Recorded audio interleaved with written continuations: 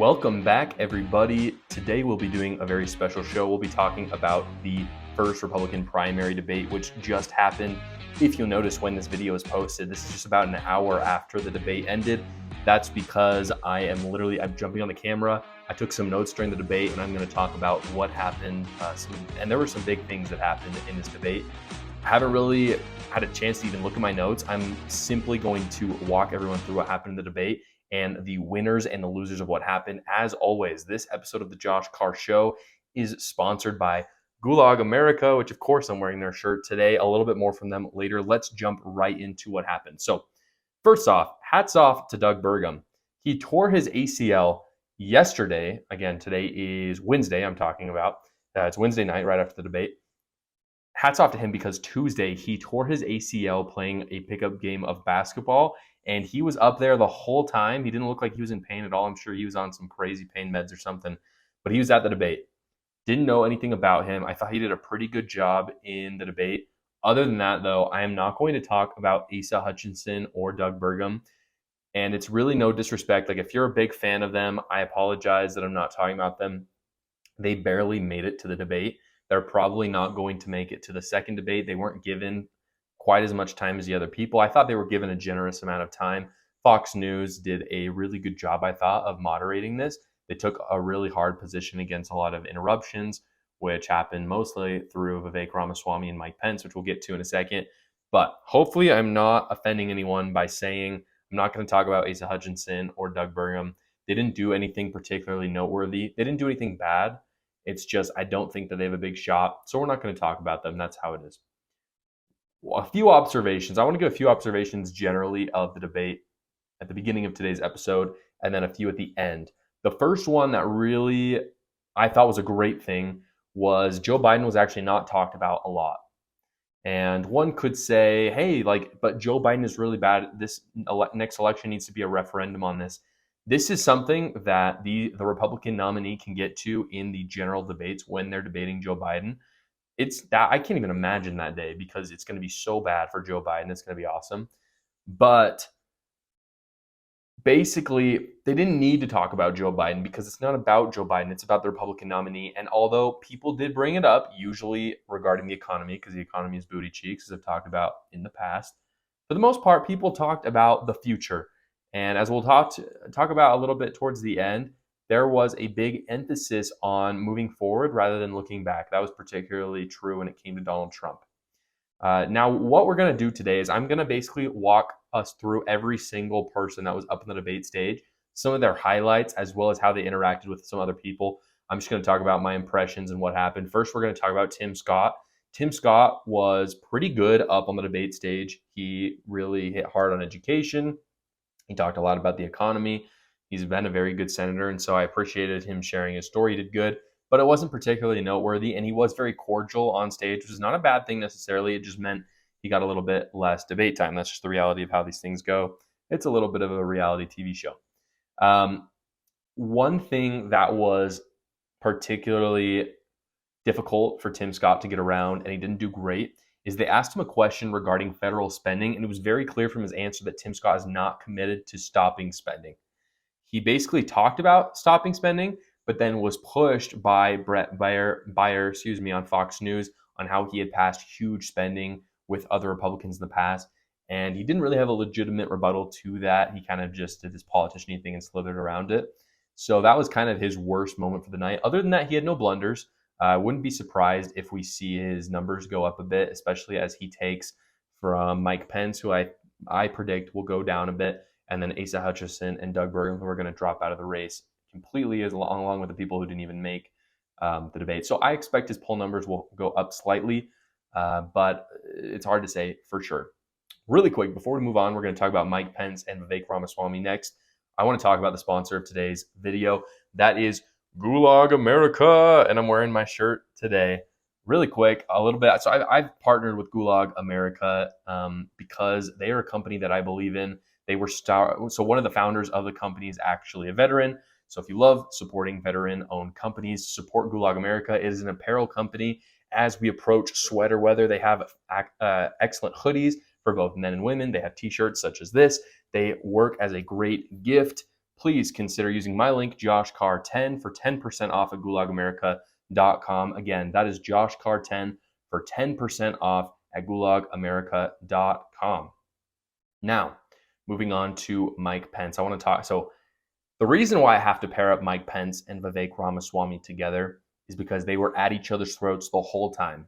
And I will say at the end, I noticed Vivek Ramaswamy went up to Mike Pence and shook his hand. It seemed cordial. So it wasn't like, when I say they were at each other's throats, it wasn't crazy, but it was pretty bad. And they were fighting more than anyone else. So Mike Pence got kind of shut down by Fox a lot during this debate because Mike Pence was the big interrupter of the night. Pretty much anything anyone said, he would kind of sound off on. And what was difficult for Mike Pence was oftentimes he was trying to defend his actions as a vice president. And what happened was he kind of was more defending Donald Trump, because the reality is we have these administrations, right? Right now we have the Biden-Harris administration. Before we had the Trump Pence administration. But the reality is no one really thinks about it that way. We think about it as the Trump administration or the Biden administration. And so what happened was he was defending the things that him and Donald Trump had done together. But really what it kind of sounded like was him just saying Donald Trump was an awesome president, except for that one time where he said that one thing I didn't like and I didn't listen to him. So it wasn't a really strong thing. Mike Pence basically ignored Brett Byers' questions a lot and told everyone he's basically just the most qualified. That was kind of his go-to. A lot of the times he was asked these questions, he kind of just ignored it and started spouting off his resume. Out of anyone, Mike Pence was definitely the most politician-y. He spoke a lot to like that small boy in Indiana vibe, which anecdotes can be powerful at times, but it just didn't come off that way. And so that's why I predict most of the bumps in the polling are going to come from Mike Pence's constituency. I would predict that he will drop out of the race before anyone else on that stage other than Asa Hutchinson and Doug Burgum, as I've discussed. Vivek Ramaswamy, this is where Vivek Ramaswamy comes into play. Vivek Ramaswamy basically went up there saying, I am the anti-establishment guy. I am not a career politician. And he was pretty intense about it. He literally said, I'm the only one on the stage that's not bought off, that I'm not paid for, which was a strong thing. And Mike Pence went at Vivek Ramaswamy for saying this. And he said, specifically, it's not the time for the new guy. And this was Mike Pence's worst moment of the day. What he said was, Vivek, it's not time for a new guy. Then he proceeded to talk about how great him and Trump did together. And the reason why that's so ironic is because Trump was the new guy, right? And what I'll talk about in a second is Vivek is kind of trying to be this Trump 2.0 figure, but just a little more eloquent, less indicty, if that makes sense.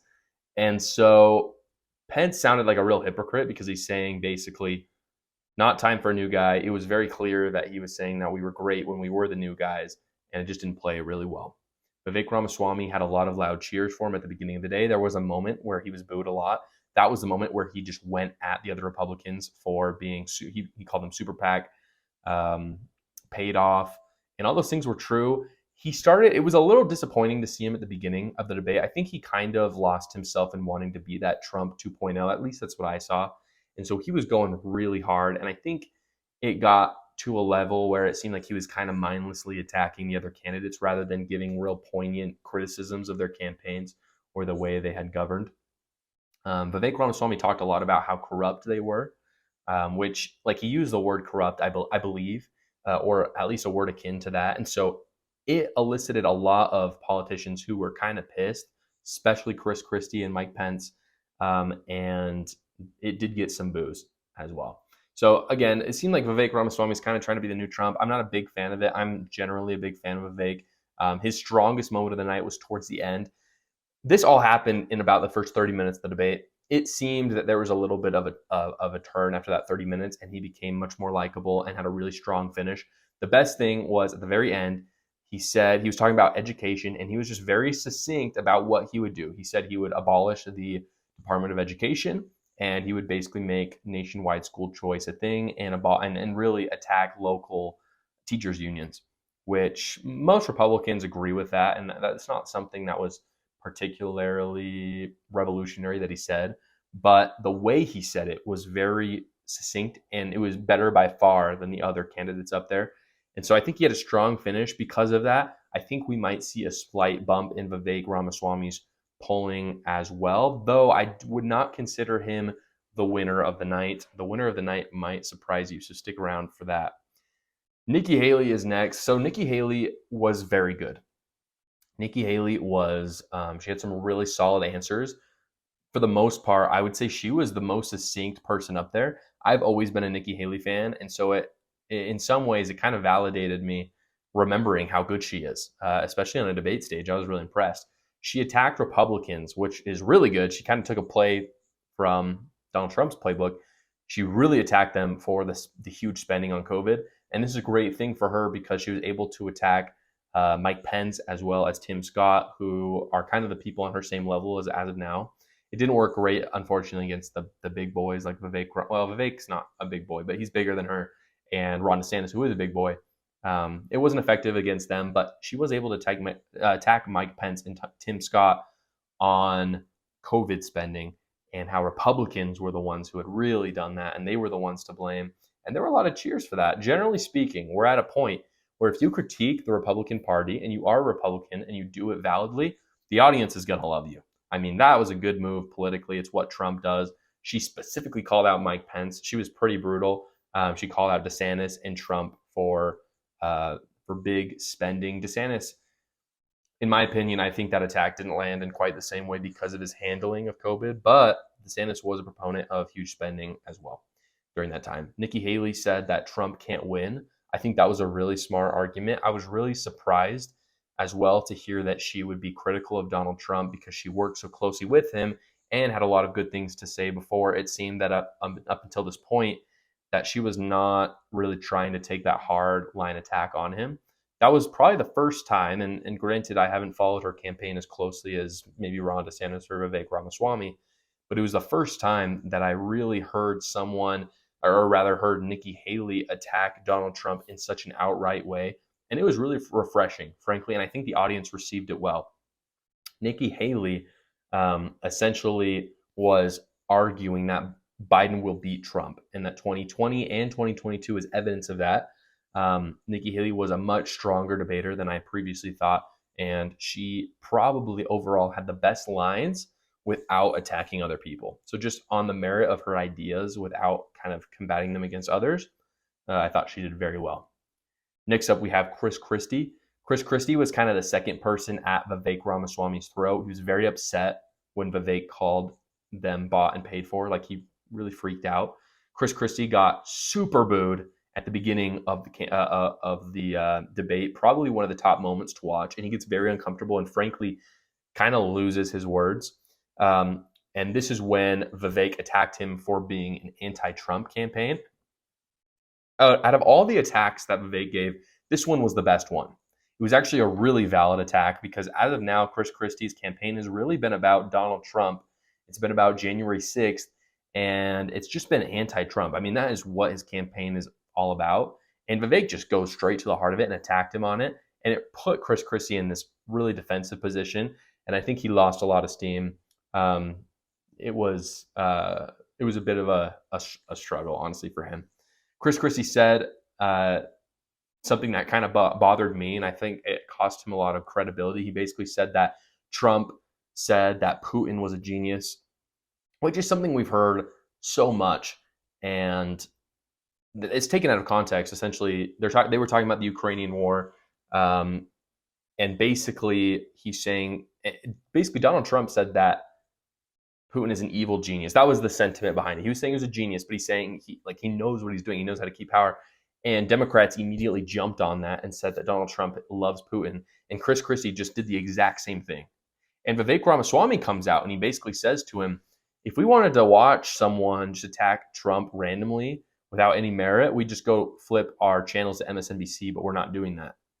And I think that was a really effective attack because essentially that's what Chris Christie's campaign has been so far. So hopefully Christie moves on from that because, as we'll talk about a little bit later, some of what he said actually was really smart, and he did have some strong moments. Now we got to talk about DeSantis. DeSantis was obviously, he was smack down in the middle of the debate because he had the highest polling numbers. He is the person that is supposed to supposedly take down Donald Trump, for those who don't want Donald Trump to win. Also, side note, the audience, definitely not a Trump audience in Wisconsin, which makes sense. He wasn't there, right?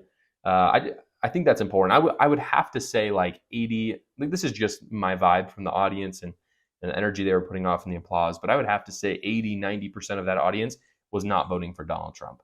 And so I think it was a good audience to have to kind of show the split between those who are not voting for Trump so far. DeSantis got really mad. Let me just say, DeSantis had some really good takes in this, and I want to go a little bit more to depth about how DeSantis handled this debate because it was a little more nuanced than just simply his takes. I feel like there was more depth to what he said. DeSantis was really mad at Fox News about the questions for January 6th. People are basically asking, should Mike Pence have, signed off on the election? Should he have approved that Biden won? And DeSantis was so uninterested in it, and people were kind of jumping on him, like, why won't you just say it? Why won't you say it? He's like, guys, the Democrats will win this election if it's a referendum on January 6th. We need to look forward. And a few people did agree with him. They actually asked outright. They literally just said, everyone raise your hand. It was very clear that Vivek Ramaswamy and Ron DeSantis were very different from the rest because they had them raise their hands twice. The first was they asked them, raise your hand if you would support pulling out of Ukraine and not helping them anymore. Ron DeSantis and Vivek Ramaswamy were the only ones that raised their hand. And then they asked, would you essentially, would you pardon Donald Trump? Or how do you feel about Mike Pence overturning this? And Vivek Ramaswamy was the only one that said he would pardon Donald Trump, which I felt was very interesting. But Ron DeSantis had a really solid answer on Ukraine. He basically immediately turned it on to immigration and was just brutal about it. He took down the immigration issue hard, and it was awesome. Like, he was talking about killing cartel members, labeling them terrorists. He was talking about building a wall. It was awesome. Like, no one was more specific or more strong than him. Some of the other candidates still did well, but I thought that was DeSantis's probably most shining moment. And it was good of him to be angry about talking about Donald Trump because that's not what the night was about. And he wasn't the only one upset, but he was the one that kind of articulated it the best. When asked whether they would support Donald Trump if he was nominated, Vivek, it was very funny. Basically, they said, would you support Donald Trump if he was the nominee for the Republican Party? And what you saw was Vivek just like bump his hand up.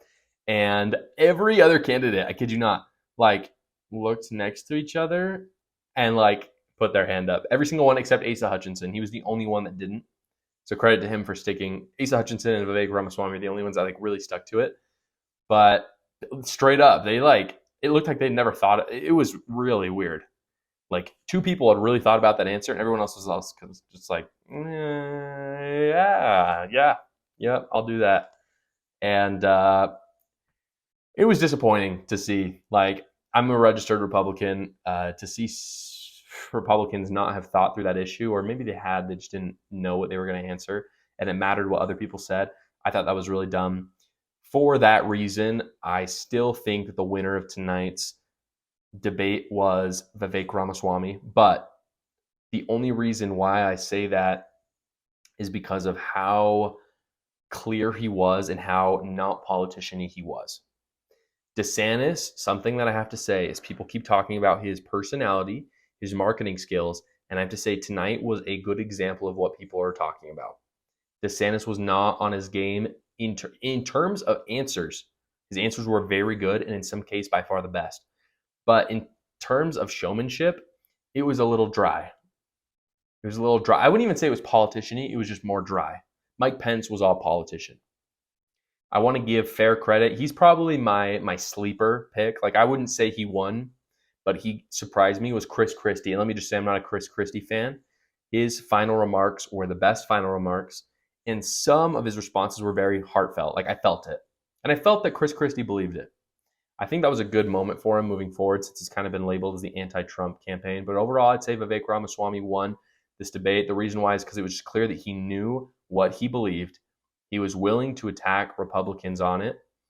Of course, he shouldn't have gone into it quite as personal as he did, in my opinion. I think he went a little too far, and he was trying to be. It seemed to me that he was being inflammatory for inflammatory purposes instead of actually just trying to hold people accountable, hold them to the fire. It crossed a line, in my opinion. But other than that gaffe, I would say he won the night. I think we'll see a serious bump in his polling numbers as well as a bump in Ron DeSantis' numbers.